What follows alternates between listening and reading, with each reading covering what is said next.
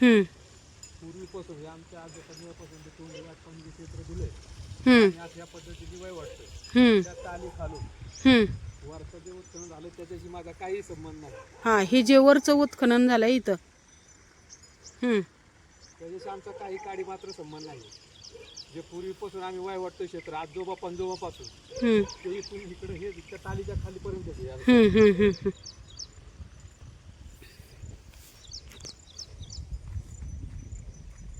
वापसा नाही वावरांना.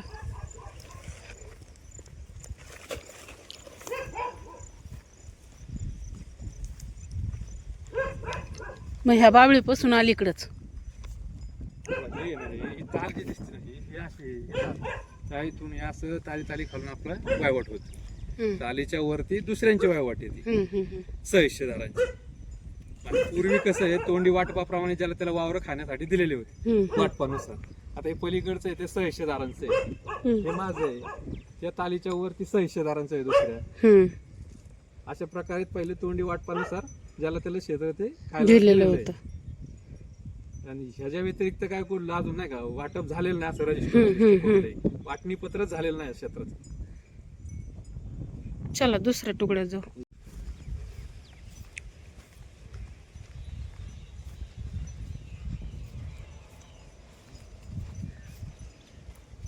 ते सरपण पडले, हे वावर काढले, हे तुमच्या हे आपल्या आधीतले ही जी ताल आहे हा, ही इथली ताल वरची. तालेच्या वरती दुसरे सहिष्येदार आहे, हा, त्याच्याशी आपला काही संबंध नाही.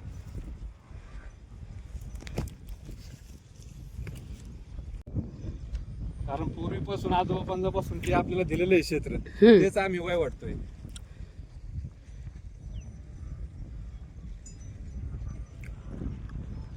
हा, तिथं चढ केलेलाच आहे ना, ताल आहे ती चांगली. हो, ते पहिल्यापासून ते जुन्या तालीनुसार त्याचं क्षेत्र ठरलेलं होतं. ते तालीच्या वरती दुसरे सहिष्येदार हे माझं क्षेत्र आणि त्यानुसारच पूर्वपासूनच आपण इथं शेती करतोय.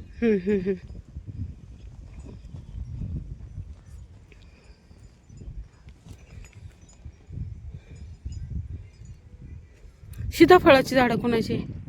हे दुसरे लगतचे शेती मला घेते हा हा, सुभाष महादू कटके पलीकडचे. अच्छा अच्छा अच्छा.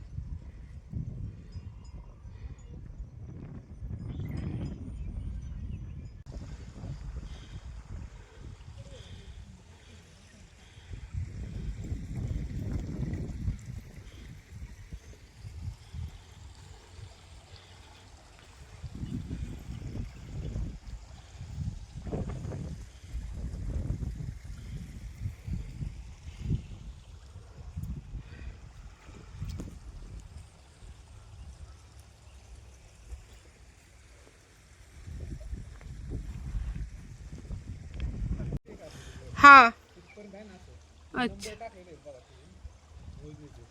अच्छा.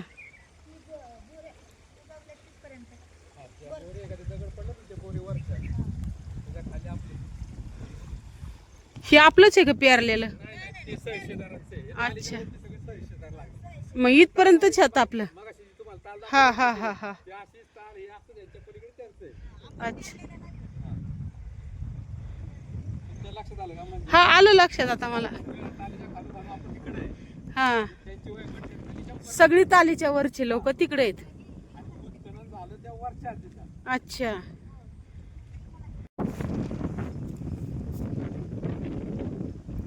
आपली ही सगळी वरची वावरं पण येतील आणि मला हे पण दाखवायचं इकडचं. आणि काय डोंगराचा खेळ केलाय तो.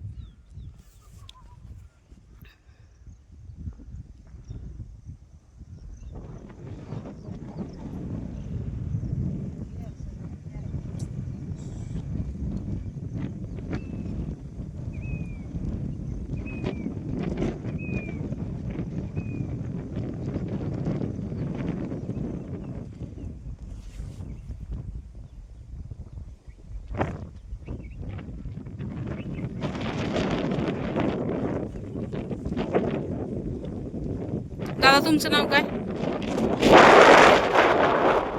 तुम्ही इथले मूळचे रहिवासी बरोबर? मला एक सांगा, तुमच्या इथं किती क्षेत्र आहे? किती गट नंबर किती आहे तुमचं क्षेत्र? हा तो खालचा हा हा 768. अच्छा या 768 ची हद्द बघा, मी दाखवतो या झाडापासून ते असं त्या ताली करून त्या इकडे मी जिथं उभं राहिलो हा असं झालं सर. अच्छा हा वरती असं वरतीच्या डोंगरापर्यंत गेलेला आहे. अच्छा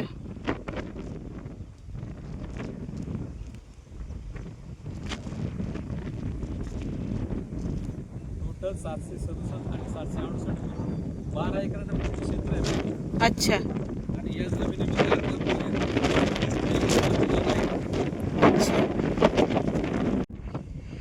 तुम्ही म्हणता हा 767 आणि 768 गट नंबर आहे बरोबर, भिवरी हद्दीमधला. हो हा तुमचा वडिलोपार्जित आहे की तुमच्या वडिलांच्या किंवा पंजोबांच्या कष्टाचा आहे?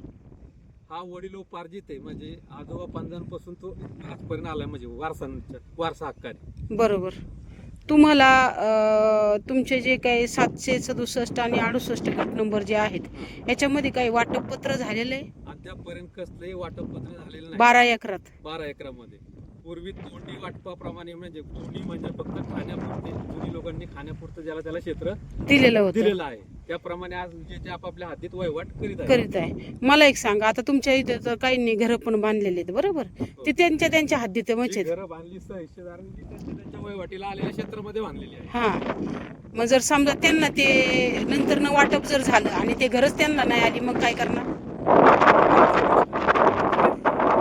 आणि तुमच्या इकडं मी बघितलंय बऱ्यापैकी ताल पद्धत आहे, म्हणजे ताली टाकलेल्या आहेत जुन्या तालीनुसारच, म्हणजे ज्याला त्याला ताली लोक घालायचे, त्याच्यावरती माझं क्षेत्र, त्याच्या तालीच्या खाली तुझं क्षेत्र, अशा प्रमाणे ते तोंडी वाटपाद्वारे क्षेत्र ज्याला त्याला दिलेलं होतं. हा मग आता नक्की प्रॉब्लेम काय झालाय?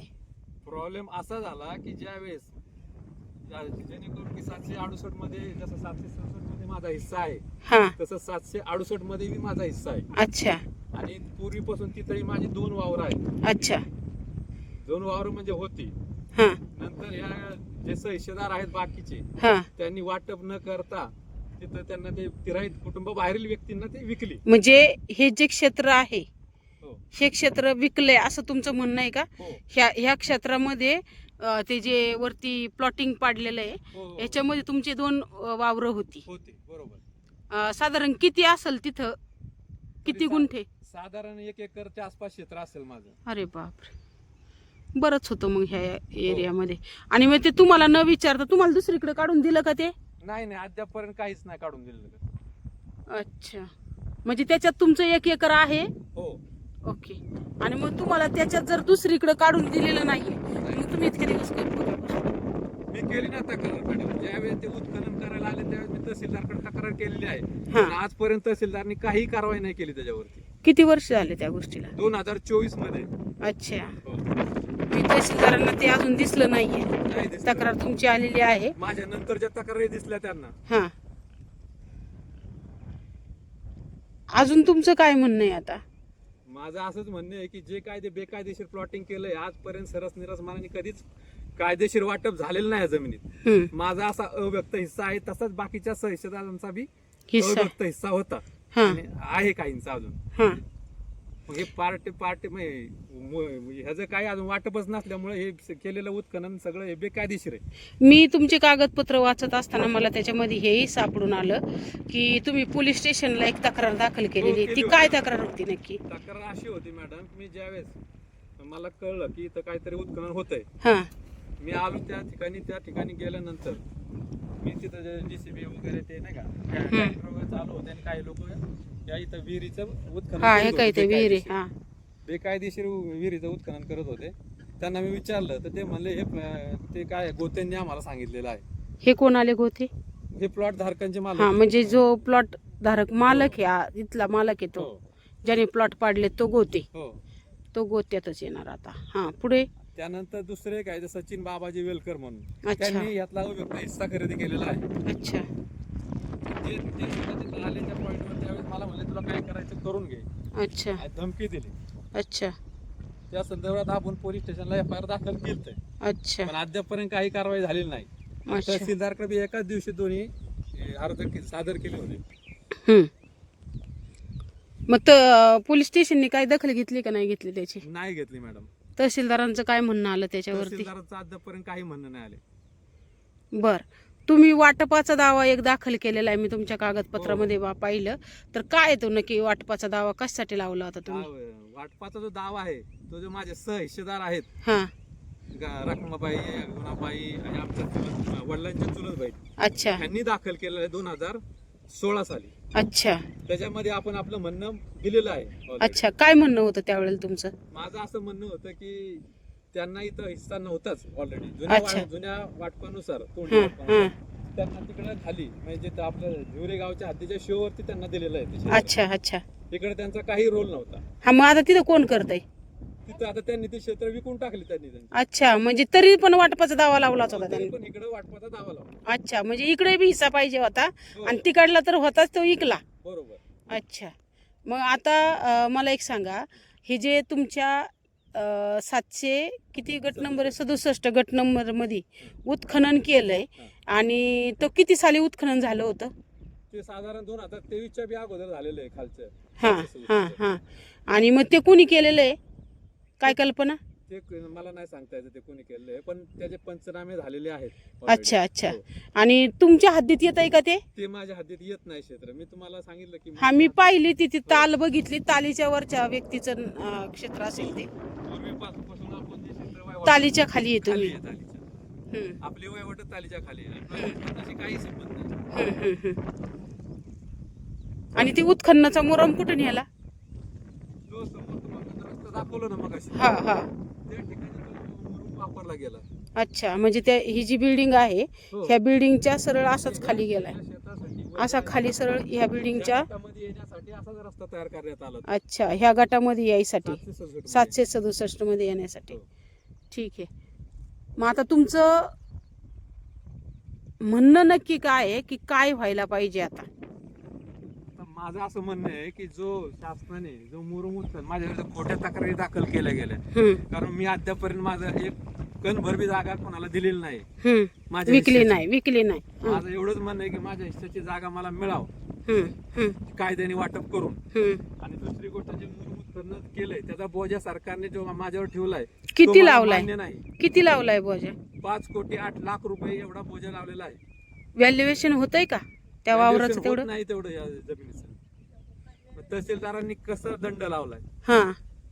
आणि काही न करता अशा खोट्या केसेस केल्या गेल्या माझ्यावरती. बर, 2023 ला समजा आपण धरून चलू की 2023 ला उत्खनन झालं 767 गट नंबर मध्ये, तेव्हापासून ते 2026 ला झोपला होता काय तहसीलदार?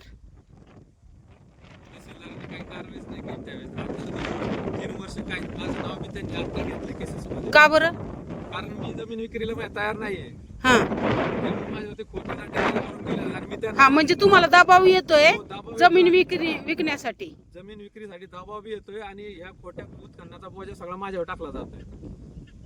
अच्छा, हा एक प्रकारे अन्याय आहे ना मॅडम. बरोबर आहे, जे कृत्य आपण केलंच नाही त्याचा आपण भूर्दंड का भरायचा? बरोबर. 767 गट नंबर एकट्यावर नाही ना तुमच्याकडं? नाही नाही, त्याच्यात बरेच जण आहेत ना. किती जण आहेत साधारण त्याच्यामध्ये? त्याच्यात बरेचसे, त्यात 4 हिस्से आहे. अच्छा, त्यातला आपला एक हिस्सा पण अजून वाटप झालेलं नाही हा क्षेत्राचं. हा हा हा. फक्त वहिवाट होती ती होती. वहिवाट फक्त इथं 2च जणांचे होते. अच्छा, कोण कोण वय वाटत होतं ते? मी स्वतः हा. तुम्हाला दाखवलं. दुसरं ते सहहिस्सेदार गणपत गोपणे. अच्छा. मग आता बोजाचं तुम्ही तर काय करू शकत नाही, असं ते दिसतंय तुमच्या हातीमध्ये दिसत नाहीये ते. तहसीलदारांनी स्पॉटवर यावं, पंचनामे करावेत. मला एक सांगा, 2 पंचनामे तुमच्याकडे झालेले आहेत, हो. ते नक्की काय कशाचे पंचनामे झाले होते? दोन्ही पंचनामे आहे ना त्याच जमिनीचे झालेले आहेत. अच्छा. एक तक्रार आहे सुभाष महादेव कटके शेजारील घर आहे का, हा, हे घर. सहहिस्सेदार गणपत गोपणे हा यांच्यावर तक्रार करून ते त्याचा पंचनामा केलेला आहे त्याच जागेत. हा, कशासाठी केली होती ती? मुरुम उत्खनन आणि माझ्या जागेतून वाहतूक केली म्हणून. अच्छा. आणि त्यावेळेला त्याला पंचनाम्याला कोण कोण होतं? पंचनाम्याला साक्षीदार होते ना, तिथे अर्जामध्ये नमूद आहे ना त्या पंचनाम्यात. हा, पण तरी नावं घ्याल तर बरं होईल मला, म्हणजे कागद त्याच वेळेला तिथं लागल्या जाईल असं माहित नाही ना.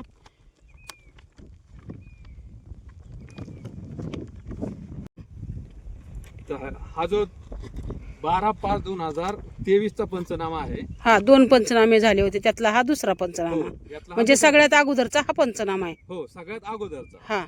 तहसीलदारांनी याच्यावरती काहीच फोकस केला नाही, हा लपून ठेवला. अच्छा, काय नक्की असं काय आहे त्याच्यामध्ये, त्या पंचनाम्यात लपून ठेवायला? सांगतो ना मॅडम त्याच्यामध्ये काय लिहिलंय. बोला.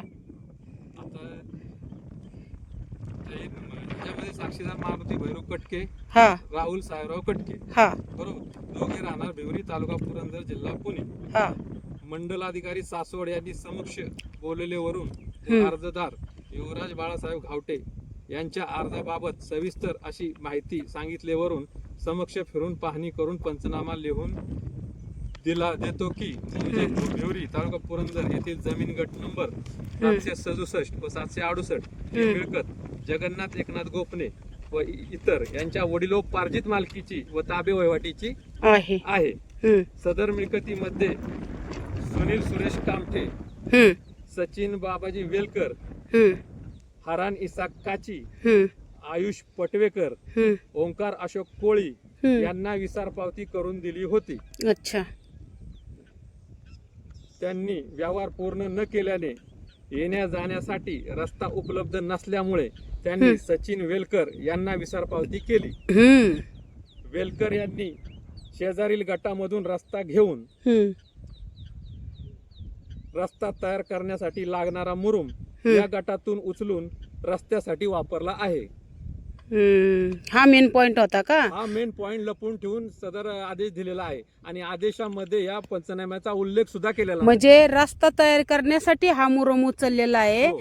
तिथं तो रस्त्यासाठी तो त्याला काही व्हॅल्युएशन म्हणजे गरजच नव्हती किंवा तुमच्यावर बोजा पण चढला नसता, पण हा बोजा तुमच्यावर मुद्दामून चढवण्यात आलेला आहे मॅडम.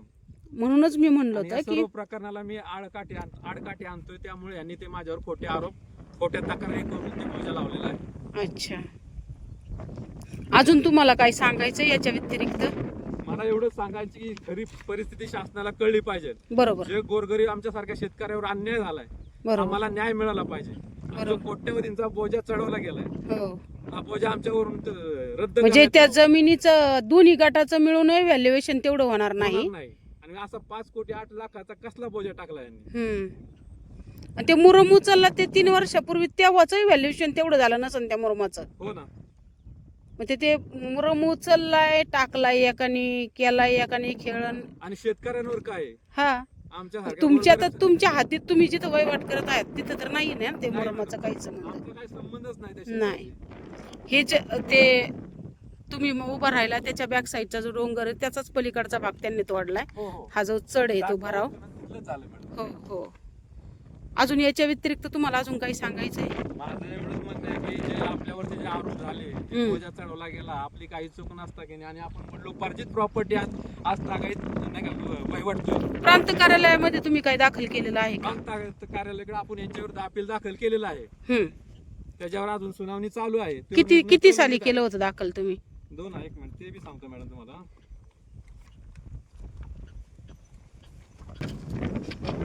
2025 साली आपण प्रांत उपविभागीय अधिकारी दौंड यांच्या न्यायालयात अपील दाखल केलेलं आहे. हे घ्या मॅडम. बरोबर. पुढे हे अपील जे अजून प्रलंबित आहे, अजून सुनावणी त्याचा निर्णय लागलेला नाही. असे असता की सुद्धा तहसीलदार यांनी आज रोजी 28/7/2026 रक्कम तुम्ही 7 दिवसात भरा. हा कुठला न्याय? उशाखाली घेऊन जाताय काय 5,08,00,000 रुपये, आणि ते 8 दिवसात जमा करा असं सांगितलंय. आणि तुम्हाला पहिली नोटीस कधी आली होती ते सुद्धा सांगतो. तहसीलदारकडून मला दिनांक 10/12/2024 रोजी नोटीस पाठवण्यात आलं. पहिलं नोटीस आलं होतं? हो. आता पहिलं किंवा दुसरं हे मला नक्की नाही सांगते कसं, पण आलेलं आहे. या त्याच्या माझ्याकडे प्रत आहे. अच्छा. तर त्याच्यामध्ये युवराज बाळासाहेब घावटे, राहणार भवानीपेठ, सुभाष महादेव कटके, राहणार भिवरी, तालुका पुरंदर, जिल्हा पुणे हे अर्जदार आहेत. आणि बाकीचे सहहिस्सेदार किती आहेत ते सांगतो तुम्हाला. 2 3 4 5 6 7 8 9 10 11 12 13 14 15 16 17 एकूण 17 सहहिस्सेदार आहेत. अच्छा. मग त्यांना नोटिसा गेल्यात का त्या? त्यांना नाही गेलेलं. फक्त तुम्हालाच एकट्याला आली? हो, मला आणि जेव्हा बाकीचे सहहिस्सेदार आहे हा, तुमच्या 767 मध्ये. ताबा आहे already. अच्छा, ठीक आहे. आणि आता परत इतक्या दिवस काय करत होते तहसीलदार, त्याच्यावरती तुम्ही अपील केलंय हो. बरोबर? तर अपिलात प्रांत साहेबांनी काय निर्णय दिलाय मॅडमनी? अजून कुठलाच निर्णय दिलेला नाही मॅडम. ते काय तारखा बिरखा पडतात का त्याच्या? हो, तारखा चालू आहेत. मॅडमचं काय म्हणणं आहे मग? मॅडम, मी आता त्या काल गेलो होतो, आमचे वकील आहेत ऋतुजा पिलाने म्हणून, त्यांना कॉल केला, म्हणलं मॅडम आपल्या केसचं काय झालं? तर त्यांनी सांगितलं एक प्रोसिजर चालू आहे. बऱ्याच वेळा समोरचे कोण ज्यांनी तक्रारी दाखल केल्यात त्यांच्या विरुद्ध आपण अपिलामध्ये ते एक सुद्धा केसेसला हजर राहत नाही. जसं चालू झालं तसं कोणीच तिथं हजर राहत नाही. अच्छा, केसेसला. मॅडम, हे 2025 रोजी मुकदमा नंबर माहिती सासवड येथील दिवाणी न्यायाधीश कस्तर यांच्या न्यायालयात आपण या सर्व जे तथाकथित खरेदीदार आहेत, त्यांनी जे बेकायदेशीर खरेदी केलेली केली, त्यांच्या विरुद्ध मनाईचा दावा देखील दाखल केलेला आहे. अच्छा. या दाव्यात जसं त्यांना कळलं की मी मनाईचा दावा दाखल केलेला आहे, त्यानंतरच माझ्या विरुद्ध सगळे खोटे तक्रारी अर्ज करायला सुरुवात केली. म्हणजे तोपर्यंत काहीच झालेलं काहीच नव्हतं. झालं नव्हतं. 25 पासून तुमच्या विरोधात तक्रारी सुरुवात नोंद झाल्या करण्याच्या तक्रारी माझ्यावरती करण्यास सुरुवात केली. अच्छा. गट नंबर 767 व 768 हे दोन्ही गट मिळून 12 एकर इतके क्षेत्र आहे. या क्षेत्रामध्ये माझ्याशिवाय अनेक सहहिस्सेदार सुद्धा आहेत. बरोबर. आजपर्यंत याची कुठलीही वाटपपत्र झालेले नाही. आणि त्या अनुषंगाने 2016 साली सहहिस्सेदारांनी वाटप आणि ताब्याबद्दलचा दावा दाखल केलेला आहे सासवड न्यायालयामध्ये. बरोबर. असे असताना देखील इतर सहहिस्सेदारांनी कुटुंबाबाहेरील तिराईत व्यक्तींना व्यवहार करून दिलेले आहेत. आणि त्या अनुषंगाने आज ही परिस्थिती आहे की हे प्लॉटिंग तयार झालेले आहे. बरोबर. आणि जे उत्खनन झाले ते 767 या गटामध्ये झालेले आहे. आणि सविस्तर त्याचे पंचनामे झालेले आहेत. त्या पंचनाम्यामध्ये कधी माझं नाव नव्हतं.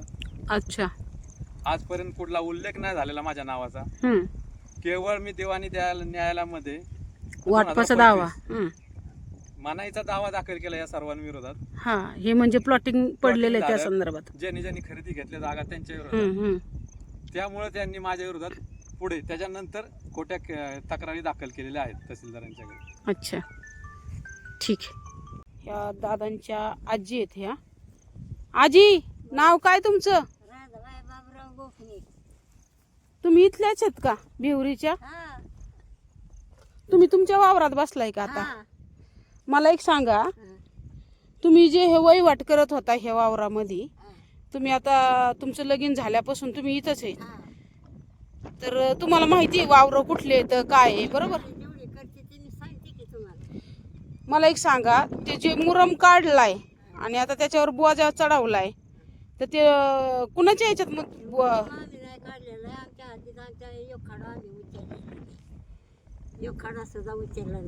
म्हणजे तुमचं म्हणणं आहे की तुमच्या हद्दीमध्ये तुम्ही मुरम काढलेलाच नाही? ठीक आहे. आपण पाहू शकतो की या ठिकाणी जे पाण्याचे नैसर्गिक प्रवाह होते ते सगळे प्रवाह बंद करण्यात आलेले आहेत. इथून पाहू शकतो आपण. मी तुम्हाला दाखवण्याचा प्रयत्न करते. तहसीलदारांना, म्हणजे सासवडचे तहसीलदार जे आहेत, पुरंदर तालुक्याचे तहसीलदार, त्यांना हे पाहावं वाटलं नाही स्पॉटवर येऊन. ह्या जर पाण्याचा नैसर्गिक प्रवाह जो आहे, पूर्ण दऱ्याखोऱ्याचं डोंगराचं गाव आहे भिवरी, आणि इथं जो पाण्याचा नैसर्गिक इथून खाली जात आहे पाणी, तिथं खाली एक विहीर आहे, दिसत असेल आपल्याला ही विहीर, आणि त्याच्या खालीही तसंच पाणी परत त्या घरांच्या पाठीमागून खाली जात आहे. हे नैसर्गिक पाण्याचे प्रवाह जीवदान आहे आणि हे सुद्धा बंद करण्यात आलेले आहेत, केवळ आणि केवळ फक्त ह्या बिल्डरमुळं. हे जो कोण आलाय मधीच, ह्यांनी जे जमिनी घेतल्यात त्या कशा घेतल्यात आणि काय ते त्यांची त्यांनाच विचारायला माहिती. तिथेही त्यांनी एक विहीर काढलेली आहे. मी मगाशी तुम्हाला दाखवली आहे आणि आता पण त्याच्या दाखवते. पलीकडे एक विहीर आहे. अजून एक आहे त्याच्या पलीकडे. आणि हे ह्यांनी डेव्हलप करायला कधीपासून सुरुवात केलंय? 2024 पासूनच. हा, मग तिथून पुढेच तक्रारी चालू झाल्या. तुम्ही हो. कसंच ऐका ना. हो. आणि त्याच्यात तुमचं जात आहे ना 1 एकर. हो हो हो. आणि ते तुम्ही त्यांना आता काय केलं त्यांनी? ताबा टाकला का त्याच्यावरती? ताबा टाकला ना त्यांनी. पुढे शिकवतो तुमचं. त्या विहिरीच्या पलीकडे एक विहीर आहे का नाही, आता त्यांनी ते बुजवलंय सर्व. अच्छा, ह्या विहिरीच्या पलीकडेच अजून एक विहीर आहे. हो, त्या ठिकाणी आपलं क्षेत्र होतं. अच्छा, तर तहसीलदारांना माझी विनंती राहील जनहित न्यूजच्या माध्यमातून, साहेब तुम्ही सुज्ञ आहात, संविधानाचे पाईक आहात, तुम्ही संविधान मानता आणि संविधानिक पद्धतीने तुम्ही त्या खुर्चीवर बसलेला आहात. जनतेला न्याय द्यायचा आहे. तर आपण न्याय देत असताना ह्या शेतकऱ्यांच्याही भूमिका घेतल्या पाहिजेत. स्पॉटवर येऊन स्वतः पंचनामा केला पाहिजे. आणि ज्या व्यक्तीला तुम्ही विठीस धरलेला आहे, गोपने नामक जी व्यक्ती आहे, अशोक गोपने यांना, त्यांची ही शेती